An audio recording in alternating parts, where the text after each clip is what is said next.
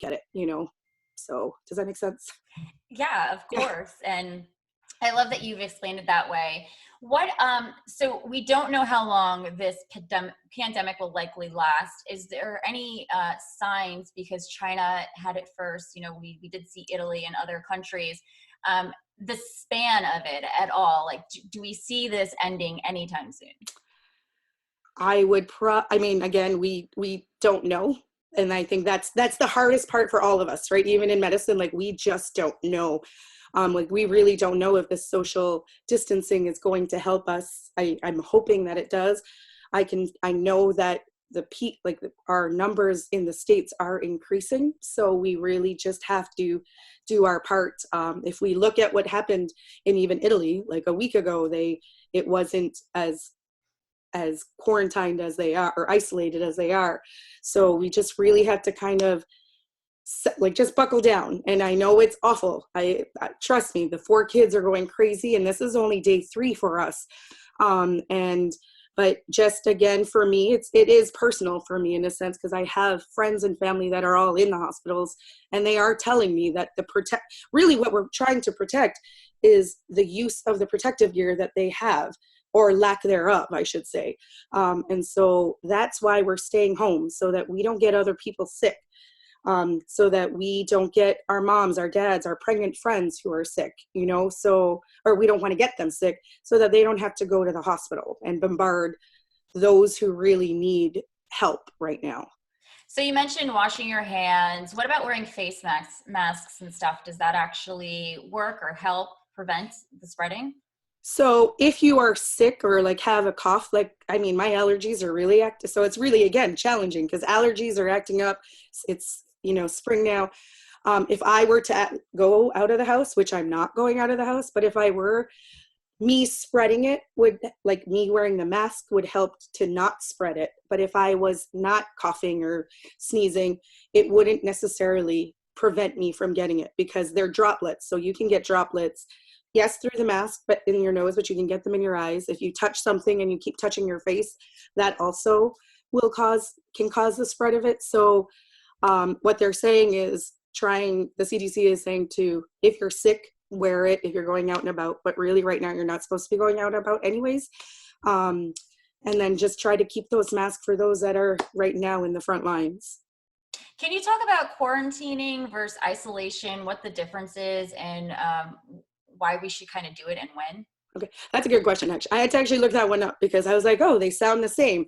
But really, isolation, at the hospital at least, isolation is for those who have a affirmative coronavirus. And so they're isolated in their own rooms. When you enter that room, you have to be in protective gear. This self-quarantining that we're doing is for people who may have had contact with people, or even you are just self-quarantining because I may have been affected and I don't even know it. So I'm self-quarantining my entire family, and have been since Saturday, because I don't know if my kids have it. My mom lives with me and she's 70. I don't want any of us to potentially get it and then give it to her. So we are self-quarantining, keeping ourselves in our house. We go out for walks, but no play dates, no sleepovers, no nothing. But isolation is for those who have tested positive and are being isolated on themselves.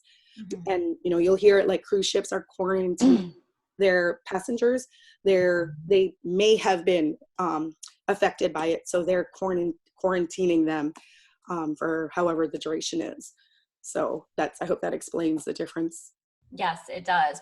Which it turns to now to, I want to turn now to Shell, because this has become such an issue in terms of the home staging industry, and even in the real estate industry, if one of you guys want to chime in about it. Just having that distance that you need, however, still trying to be able to do your job, because you have to do it inside these people's homes. So Shell, I don't know if you wanted to start first kind of on your position of shutting down or staying open, and what should businesses do in a situation like this? Sure, absolutely. Well, first of all, Tori, thank you for having me. I appreciate the opportunity. Second, we're seeing a lot of panic. So it's, some stagings have had to be canceled. So of course there's a loss of income, and everybody has an appreciation for that. What I recommend that everybody do right now is A, don't panic. B, you've got to find a way to be able to kind of turn this around a little bit. So number one, I would recommend that you market heavily on occupied consultations. People are still going to need to know what it is that they're doing. They might not be putting their house on the market tomorrow, but you can do those video consults. And I know Bobby's going to talk a little bit more about that. But that's one thing it is that you can do. So you can also get some income in. It's pure income for you because you have no overhead. You don't have to go anywhere, and you can do it by video. And it's a great option. The other thing that I recommend that people do is really do an autopsy on your business at this point in time. There are so many times throughout the year that people don't market. And while I recommend a ongoing, uninterrupted marketing strategy every single month, this is an amazing time if you can't get outside of your business to do all those things that you say, I don't have time to do. I don't have time to market. I don't have time to update my website. I don't have time to do this, that, or the other. These are those times that you should do it. So autopsy your business. What goes well? What doesn't go well? What do you need to change? When it comes to your marketing efforts, do everything that you can to look at your website. What needs to be updated? Fix those little bitty things. And if you're looking at other ways to do income, if you have a lot of coffers in the bank and you're financially sound and you're wanting to actually do something for your business, if you're in a position where you're needing to actually buy inventory and we're going to come out of this and you're going to want to prepare for the onslaught that will eventually happen, then consider financing your inventory purchases, your wholesale purchases. And we have an option for that through RESA. You can also offer people closing at escrow if somebody's, on the fence and you are actually having to stage, and it's one of those things where you are going to go out and do it, and there's a financial issue with them, you can get paid out of escrow through Zoom Casa. So there's lots of different things that you can do to kind of help your business along and stay busy. What do you suggest home stagers do in terms of reaching out to their clients at this time? First, let's hear from you, Shell, and then. And I think Chris, it's a great thing. That's one of the things throughout the year that people says, I don't have time to touch my clients. Well, this is a great time. Send a personal message. Just wanted to check in on you. How are things going? This is what's going on with me. Do you need anything? Do you want an article for your newsletter? And just offer any sort of support that you can to your clients, but definitely check into them on a personal level. Chris, how about you? What do you suggest in terms of reaching out to clients at this time? And that's a great question. And I think that's the number one question I'm getting for my clients are real estate salespeople and broker owners and stuff. And I think it needs to be acknowledged. And like Shell said, it's a great opportunity to work on your business. So I just had a coaching call this morning where I was saying, hey, look, this is the opportunity like you were looking forward to start incorporating video into your business and to do more things virtually. And there's some projects that we're putting off some projects we've been putting off or to touch our database, our warm people. And I think it's a great opportunity to reach out. And one of my clients said to me this morning, he's like, Chris, I don't want to come off as, he's like, because he's a heavy prospector. And he was saying that some people are saying, are you nuts? You're calling people right now. And he's like, I don't want to come off as the agent that just wants a commission. He's like, because I actually care about people. And I'm like, so why don't you say that? And so he just sent me a video saying like, hey, I don't want to be known as the agent that just wants a commission. So like, I just want to let you know, like, I'm here to help. I know a lot of people, and I think there is an opportunity there. And on the other side of that, it's what opportunities exist. Are there buyers out there that need to buy? Are there sellers that need to sell? Is it possible are there people that buy property sight unseen? There is, right? Are there people that are still listing properties and taking all the proper precautions? If people are hiring you as a real estate salesperson, are you now saying, okay, I'm taking all the necessary precautions with, sanitization stations and things like that, right? So I think that's, people just want to know that, I think you just need to acknowledge it. But I say, yeah, use the opportunity you're shut in to work on your technology, work on your business, and start thinking about virtual opportunities. And it looks like we did have some technical difficulties going on into the beginning of this on YouTube Live, so I do apologize for that. I just wanted to let you know that. So this is a special edition of HSTV. I'm your host, Tori Toth, and I've got 6 amazing panelists with me who are talking about sharing their advice and expertise, as well as giving their opinions in how they are handling this in their businesses. So we're going to continue here. And honestly, so we've got Bobby McGrath. She's got some breaking news in terms of liability coverage. Oh my gosh, I got to tell you, I just had a wonderful conversation with Victor D'Angelo. And so he was very forthcoming and he gave me lots of great information.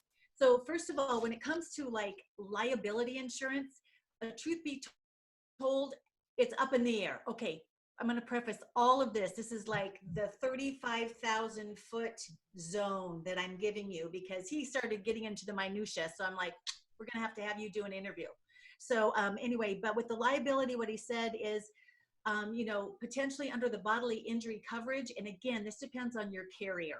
Okay, your different carriers can have different exclusions. They may have an exclusion for virus. Who knows? It depends on your carrier. But what he was saying is that it would be so difficult to prove that you're the one who brought the virus in.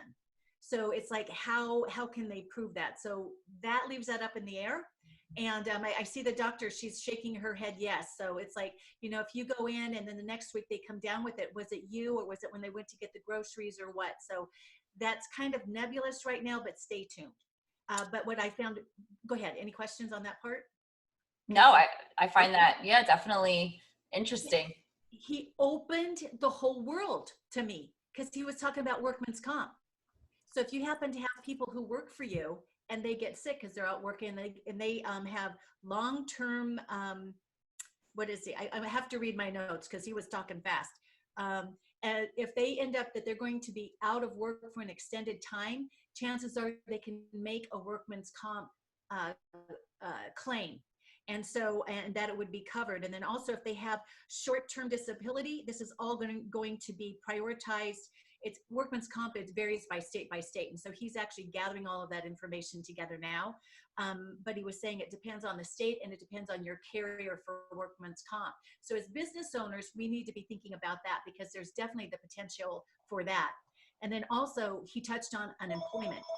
And so because, you know, this is going on, people are being laid off left and right, and it's to no fault of their own. It's very possible that unemployment will be stepping in.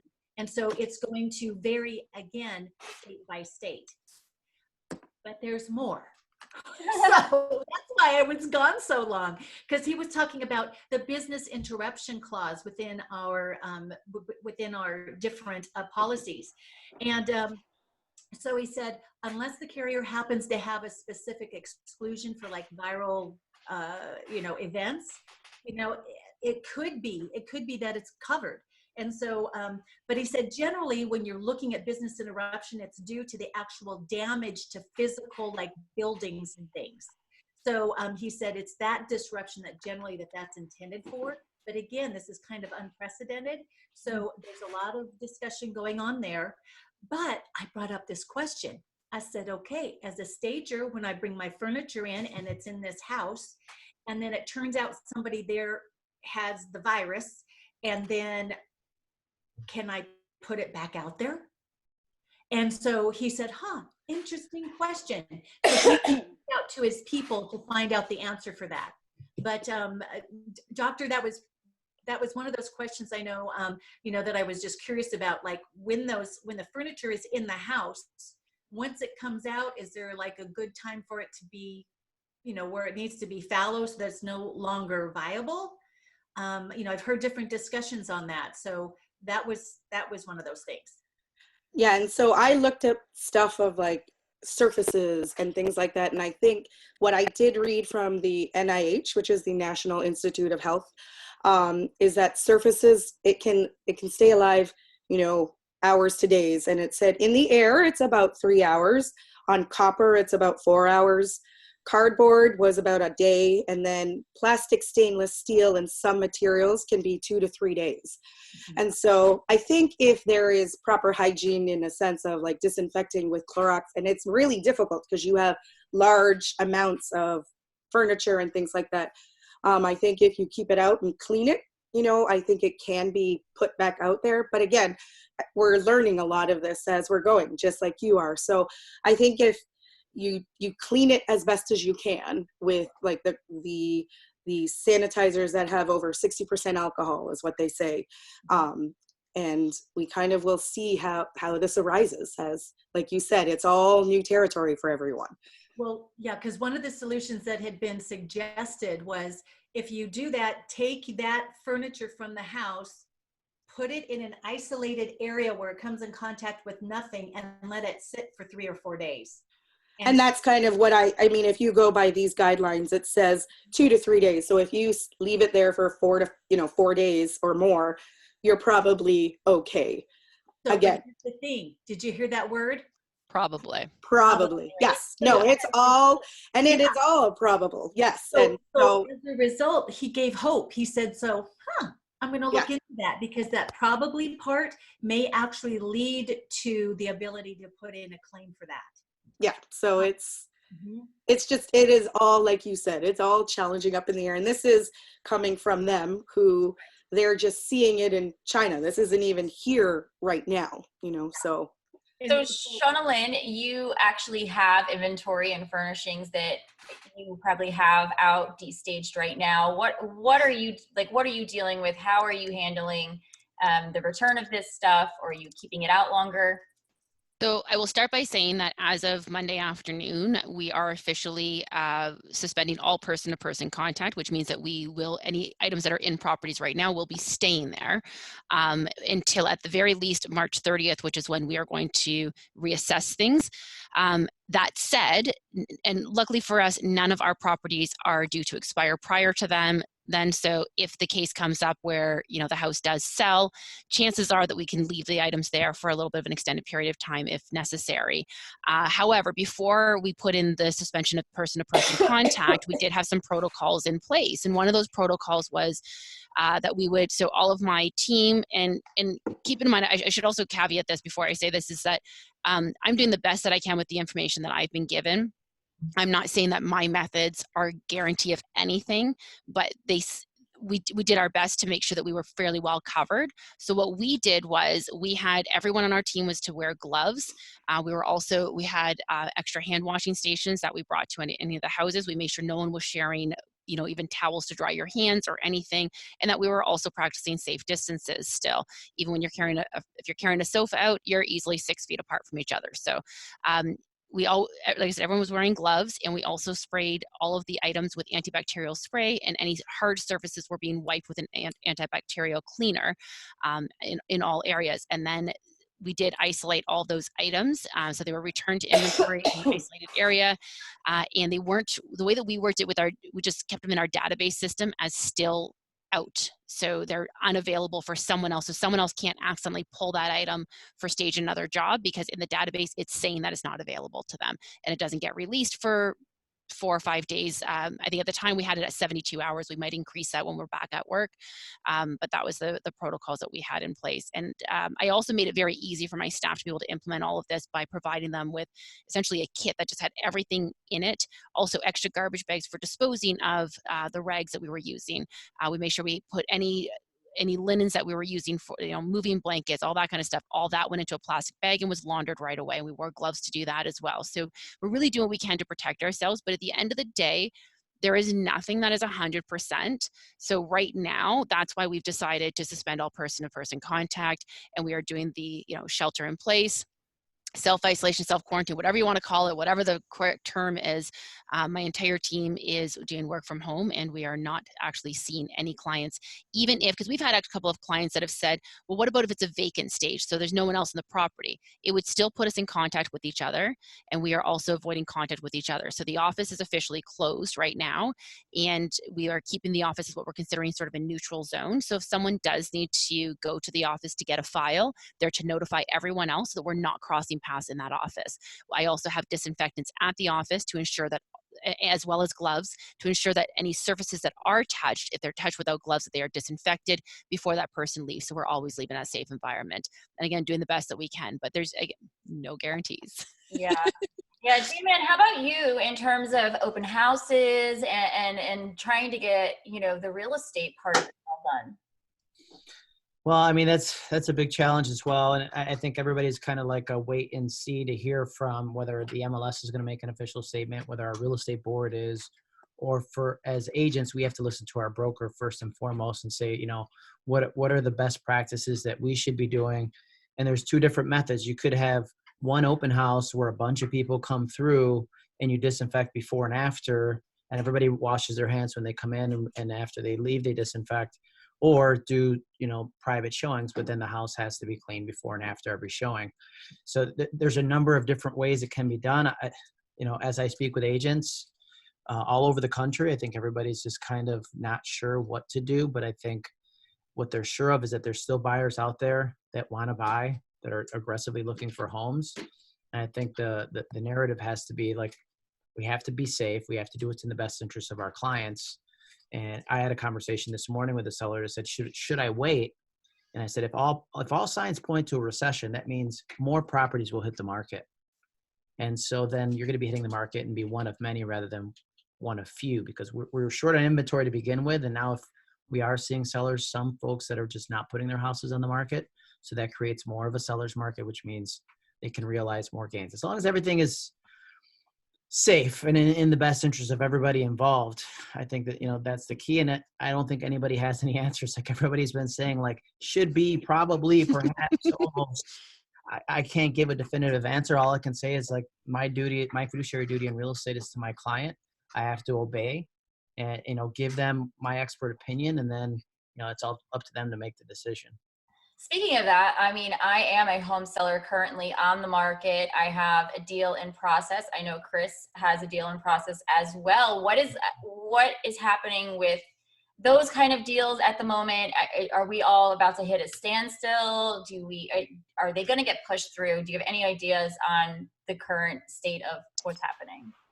On my side, everything seems to still be going. I mean, it's funny because an attorney I work with reached out to me and he said, "Hey, Chris, I think it's time to take advantage of this pants optional movement, right? Where is there a way, is it time? Have we come to a point where we should develop a technology to be able to do virtual closings with digital signatures and video conferences?" And on the other side of it, the mortgage end, right? I work with some branch managers from mortgage companies, and everyone's like, "Oh man, we see these rates go down." And now all of a sudden, people that have refinanced 3 months ago want to refinance again. So then the banks are like, "Whoa, they don't want that to happen." And now they're pushing the interest rates up for people that are refinancing. So I think there's going to be some incentives for people to buy for purchases, low rates. Money's going to be inexpensive. Like J-Man mentioned, inventory, people are going to not want to put their houses on the market. So there's going to be an inventory crunch. So I think with a combination of low interest rates and people, not as much inventory, it's going to be an interesting market because there's going to be people that are looking for the opportunities there.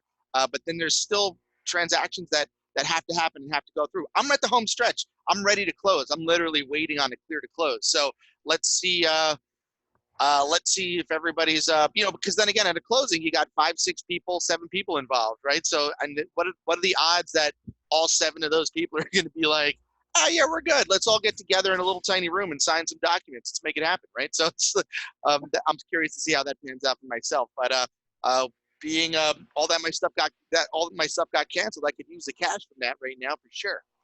Hey, I just had an idea. Closing should be done in a park, and everybody's at different green like a baseball field. Everyone's on a different base. And then sit with your little laptops. You can yell at each other across there, and then one at a time you self-isolate and drive yourself away. I mean, this could work. I love this. Park, beach, right? Let's have a barbecue closing. Yeah, right. But, everybody, like, you stay away. 6 feet apart still, yeah. Even further, because you can yell. It'll be good for the lungs. There you go. You can go on a brainstorming trail ride. Our horses are 6 feet apart anyway. There you go.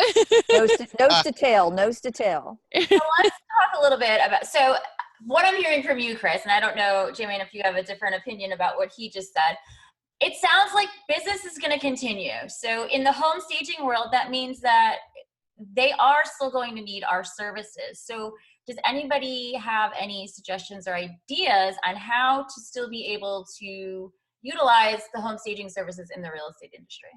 Well, and I was going to say first and foremost, though, I mean, on that note, though, if people are not able to go into the showings as much, they're going to want to make for sure, like really for sure, that they want to see that house. And the best way that we can do that is by giving them as many photos as possible to really get that experience of the house. So aside from like, how are they going to get the home staging services, the fact that they need them now more than ever is crucial. So, and I mean, I know, Bobby, you're going to talk about this a little bit, so I won't say too much on this, but I will say that I met with my team yesterday morning, and in a matter of a few hours, we were able to successfully launch virtual staging consultations. And the response has been mind-blowing. People want this. Listen, they're at home for the next couple of weeks anyway. They need some tasks to do. So at the very least, doing the staging consultations. But if you're not comfortable doing that, maybe you wrote a blog a couple of years ago about how to reorganize your closets. So now let's throw that out to your real estate agents, to your clients. Throw it up on your social media. You know, I'm sure you've got some resources already of some videos you've done. If you haven't done videos, go out and do them, or some blogs that you've done of different tips that will help them while they're at home and give them tasks to do. Because I can tell you right now, everybody's just looking for something to do. And TV's not going to cut it because there's not even a lot of new shows out. So, but I'll let Bobby talk more about the virtual staging, because I know she's got a whole, like, she's chomping at the bit there. She's like, let me at it. Well, you just mentioned TV, and if I turn on the TV one more time and see the frame around whatever you're watching that says, you know, pandemic, coronavirus, I'm like, I know. I mean, I know. Just give me a break. But yes. So, okay. So, you know, I'm the occupied side, so I'm always in there. And so this week I had two things happen. I did a virtual consultation, and I also did a live consultation where I did all the things you're supposed to do. And I felt wrong. I felt wrong because I now know that, hey, I could be asymptomatic and go in there thinking I'm totally fine. What if I were to inadvertently bring that into that family? That's not fair to them. And they all looked perfectly healthy. We had the talk before I got there, but now I know, what if they were all like disease ridden? And they didn't know, and I didn't know. We did the 6-foot thing. I didn't touch a handle, didn't touch a switch. I didn't write anything. I had them write. I left nothing behind.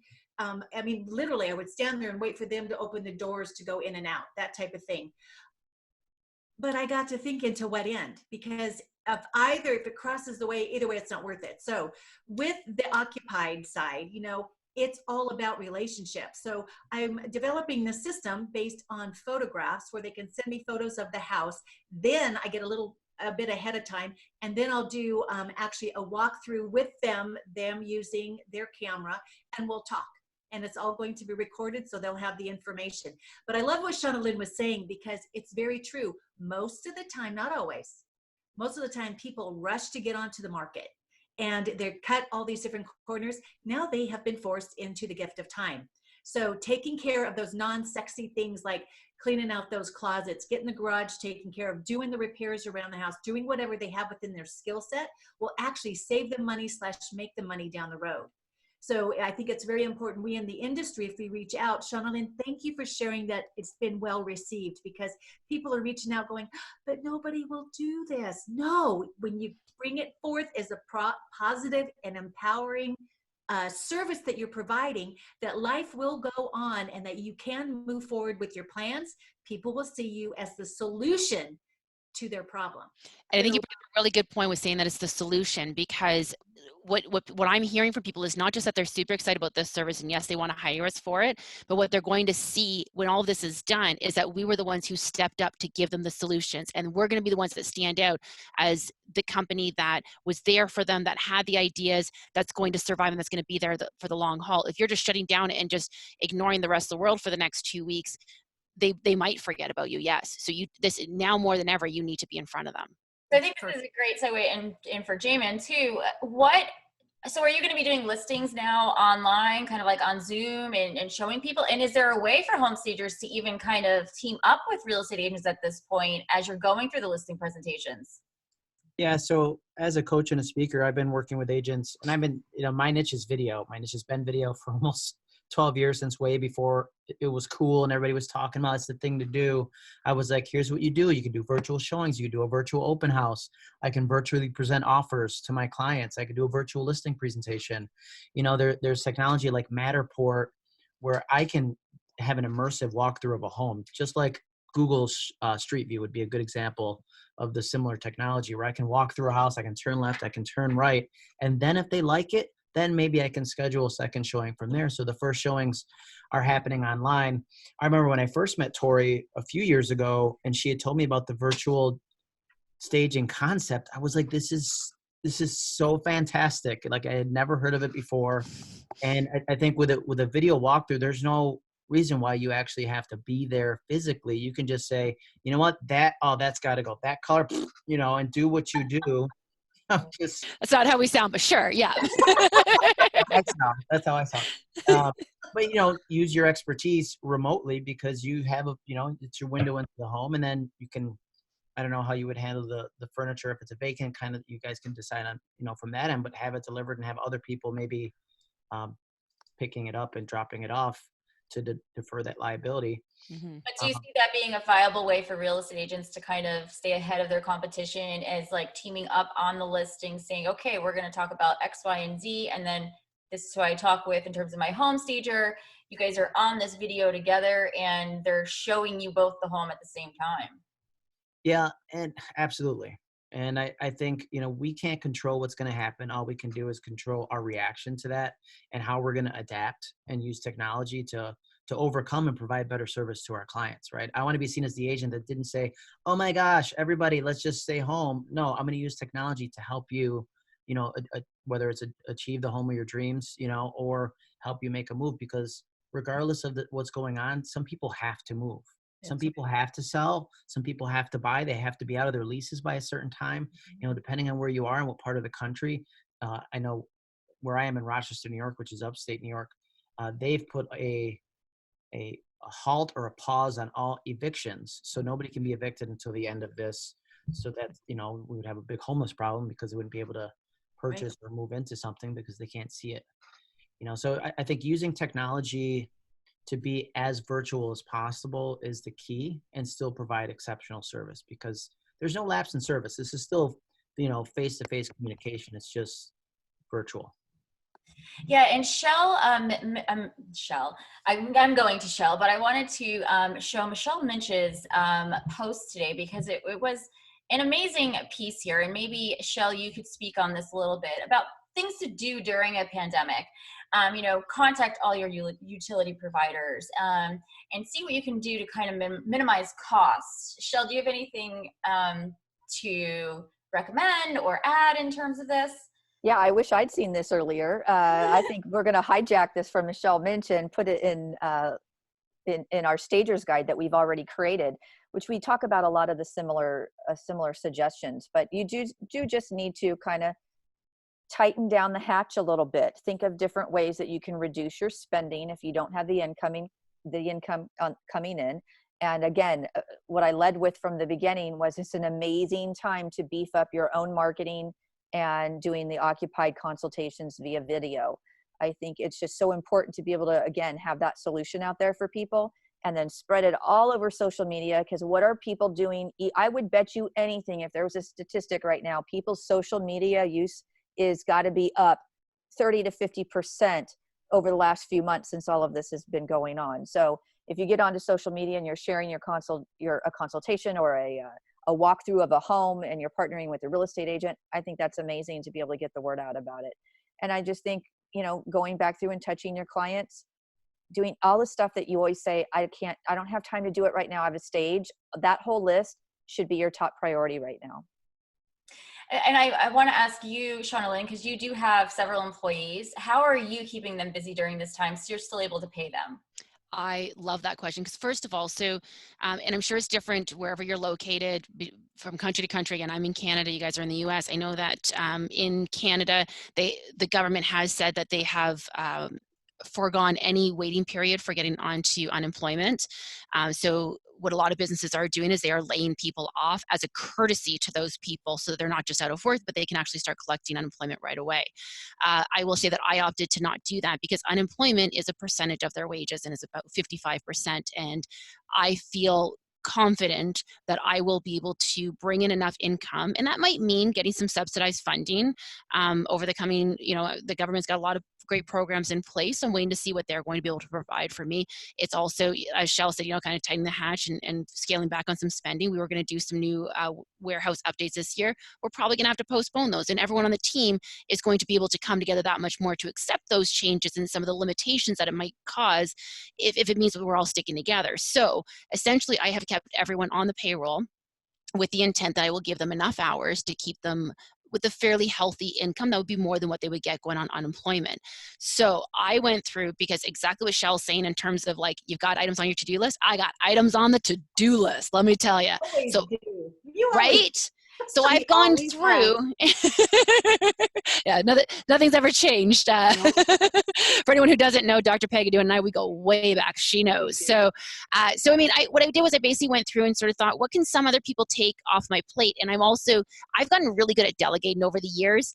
I will tell you that this has been my best experiment at delegating ever. So where I'm like, okay, yeah, I'll get this together for you guys. Wait, who wants to do this? So we've had additional trainings. So this is the other thing, is that we do biweekly training. And we take courses together, and we review different projects and that sort of thing, which we were already planning on doing several of this training. We're going to spread it out. We've now combined it so that we're doing it in a little bit more of a compact timeline to get all this training done over the next couple of weeks. So they've had meetings with me for 5 hours in the last 2 days. So there's 5 hours covered right there. And then as we're having these meetings, items are coming up, and I'm saying, okay, who wants to do this? So it could be, to give some examples, writing a blog. It could be reorganizing. We use Dropbox for our files. Some of them are not in, some of our files are not as organized as they could be, and it's been like, oh, I really should go through and organize them. They're doing that. Maybe there's items that haven't made it onto our online portfolio. Go pull those out of there for me. Maybe we need even having the warehouse organized, for example. As a one person can go to the warehouse at a time and organize it. That's not exposing to anyone else. Obviously, we can't have multiple people doing it, but that's an option as well. We're trying to stick to virtual as much as possible, but I can tell you the list is long. And every time something else comes up that I'm usually naturally inclined to say, oh, I can do this, I'm instead passing it off. Now, I know it takes a little bit of training sometimes, and especially if it requires any sort of technology. Really cool thing, we're using Zoom right now. Zoom is a great program. I can tell you that Zoom is probably cleaning up over this whole pandemic.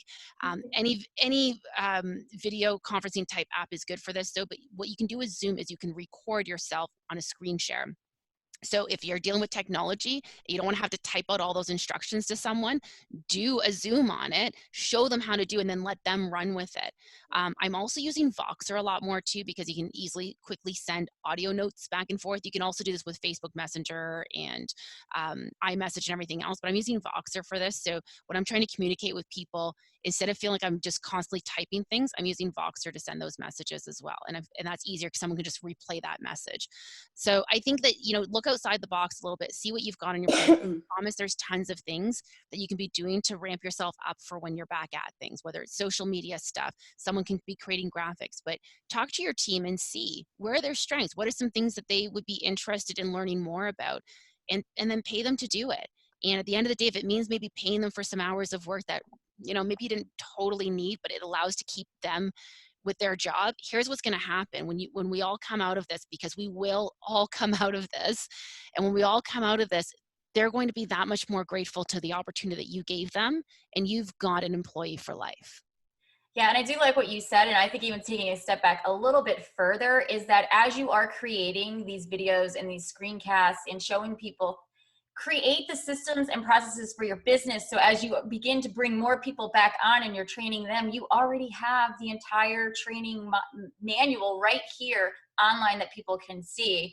Jamin, I wanted to ask you, because you do have a team, is there anything that you're doing in terms of keeping your team safe, or what you suggest other real estate agents can do? Well, it's funny because my wife and I are a team. So she works from home a lot. I work from the office. So I'm at the office, and then we have a full-time operations manager. And while we've been on the Zoom here, she was packing up her stuff to go work from home.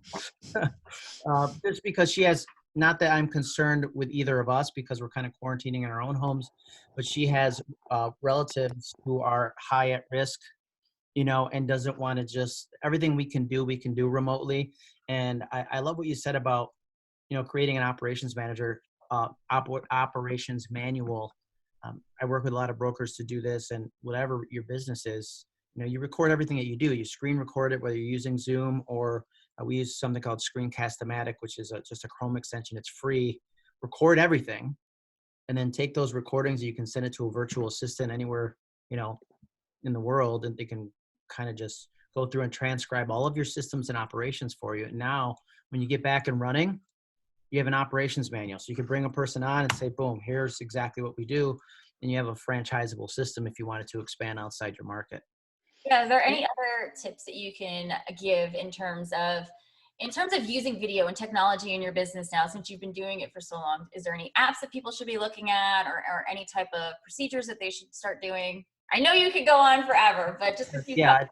I want to dominate the conversation, but I'll just say, Google has a whole line of products. So Google Duo, DUO, is mobile-to-mobile video communication. So one-to-one, cross-platform, regardless of whether they have an iPhone or an Android, you can use that. Google Hangout or Google Meet. Google Meet's the upgraded version. It's a lot simpler if somebody has Google than using Zoom, and of course Zoom. And there's a lot of other products out there. And then the whole Google suite of products. So if you have Google Drive, I heard you mention Dropbox, but if you have the Google Suite, which is $12 a month, you can have a branded email address, but also an unlimited Google Drive, which then upgrades your Google Hangout to Google Meet. And I could go on, but just those things, Google Drive, I get started about technology, I get all excited, and then I get in my chair, and it's like, yeah. So just, if you follow me on Facebook, J-Man Speaks, I have a ton of little just tech tips that can help you to leverage technology and be virtual, because I've been talking about it for a decade. I use it in my business. I'm not somebody that talks theory. I talk, practical use of how you can use this to better serve your clients, which is what it's all about. Bobby, now that you are offline to online in terms of consulting, what technology are you using in order to make that happen? I use Zoom. I know how to use it, and it's easy. It's people get. In fact, I'm actually running late. I'm actually teaching my pastor how to use Zoom so that he can now do online sermons. So when we're done here, I'll be training him on how to use it. So it's easy to use. It's been very, very reliable. So that's what I've been using. Yeah. And Dr. Pagaduan, what health resources do you suggest people should be looking for to get more information about the ever-changing effects of coronavirus? Really, the biggest one is the CDC. Like, it's all, when you look at even like the NIH and things like that, they are all coming from the CDC. And I just want to add, thank you so much for even having me, yes, but for even going above and beyond and trying to get past this, because none of us expected this, right? It's completely new. And just because on social media, you're also seeing people who aren't taking this seriously. And again, it's not here to make anyone scared, but you guys are going above and beyond, or at least taking the next step. And this will be great for you as we move forward. But right now it seems uncertain how things are. But it gives me like a sense of like we are all working together, because it's hard when you're hearing from family and friends that things are running out, and then seeing on Facebook that people are just not taking it seriously. And then you have a whole industry that's saying, how do we have to work. So how do we do this? So thank you. And thank you for having me, and just thank you for doing what you're doing. And I know J-Man's already been doing it, but even just to keep on going and doing it. Medicine is doing it too, where my husband's doing telemedicine, because that is kind of where things are heading. So bravo, kudos to all of you to just even taking that step forward, because it's scary. But thank you from at least my family and friends, the frontline people that are kind of getting the brunt of this right now. And it hasn't peaked yet. And I don't know when that peak is going to be, but it's slowly coming. And so let's protect them as much as we can. And you guys are doing exactly what we're hoping the rest of the population does. So thank you. I love that. And if I can say something about one thing that Dr. Pagaduan said there that I think is actually key is, she's talking about how her husband's doing the telehealth type stuff now, where it's all being kind of done remote, because that is the future. Imagine how much better your business is going to run based on things. We're going to be so inventive during this time. We're going to find new, amazing, interesting ways to do things. Some of them we might not want to do once we get back to sort of the new normal, but some of them we may keep with us. And it's going to be amazing to see what that looks like. And I think that, we treat this the same way we treat everything in our business, and the way that I've treated my business from day one. I'm going to focus on today, but I'm going to plan for tomorrow, because you can't look farther ahead than today. We don't know I don't know about you guys, but I felt like my head was spinning on Monday by the second things were changing. Yes. So. Yeah, and Shell, you mentioned that RESA has a bunch of resources and a resource list. Can you tell us a little bit about what's on that and where people can find it? Well, I'm hoping that it's made it to the homepage of RESA. If it has not, we did send out an email to everybody. But again, we're in triage mode at RESA. We are literally just like, hang on, people. It's like Wonder Woman. We got you. But we have 4 full-time staff members, and we have enough business to hire 3 more people full-time. So we're down staff and we're in triage mode. So we're getting to everybody's questions as quickly as we can. We appreciate everybody's patience. We know that we did have to cancel RESACon, so we've had a lot of members ask, can I get a refund? Can it go towards the next RESACon? Are you going to do a virtual event? So what we're doing is we're compiling everybody's options together, and then we'll be making announcements as soon as we have all the information. There's just a lot of moving parts when you're having to cancel an event with 450 people coming and canceling the speakers and then dealing with the hotel and trying to get the hotel to refund the money. And there's a lot of moving parts. So I'm taking, I've actually had wine this week. So yeah. I love it. Well, and we would love to host your virtual RESA right here on HSTV. Well, there you go. There we go. Guys, I want to thank you all so much for joining. Yes. Just one last thing, the thing about the insurance, bottom line, if you think you have any kind of, what is it called? Claim. Coverage. Thank you. Claim, submit it. That's what he said, because they're figuring it out as they go. The government changes and are going to be applying to a lot of things. And again, we just don't know. So he was saying, if you think you have a claim, go ahead and submit it, because they're going to be responding to it quickly. Okay. So. And that's a great point too, guys. Just a reminder here, go look at your local government, make the decisions for yourself, because you are all small business owners out there, and take what we said to heart during this conversation, but know that you are empowered to make the ultimate decision and do what's right for your family and community. Thank you guys so much for joining me on this special edition of HSTV. I would love to have you all back, and I feel as we continue to move through the whole coronavirus epidemic, we may have more questions to field. And if you guys do have any questions about this topic, please put them in the comments below, and one of us will get back to you soon. Thank you all for watching, and we will see you soon. Thanks, Tori. Thank you. Thank you. Bye.